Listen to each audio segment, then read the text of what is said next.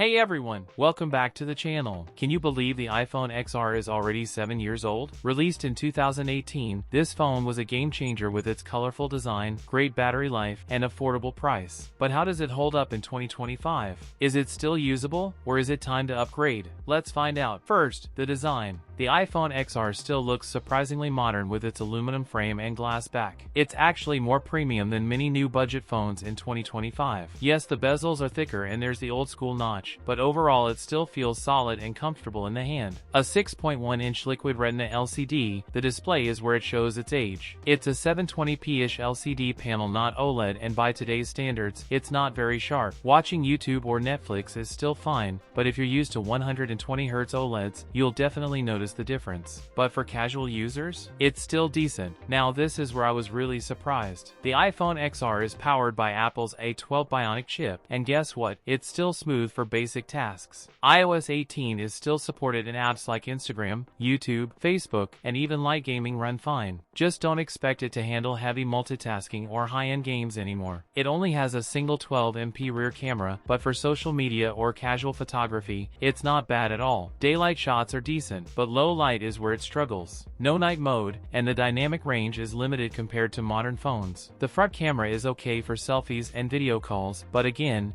don't expect magic. Battery life was a strong point, but after 7 years? If you've replaced the battery, it's okay, still gets 4 to 5 hours of screen time. So, is the iPhone XR worth it in 2025? If you're on a tight budget and find one under $100, it's a decent secondary phone or for light users. But if you want long-term software support, better cameras, and performance, it's time to upgrade. The iPhone XR had a great run, but 2025 might be its retirement year. Thanks for watching. If you found this review helpful, don't forget to like, subscribe, and hit the bell icon so you don't miss my next video. Comment below, would you still buy the iPhone XR in 2025? I'll see you in the next one.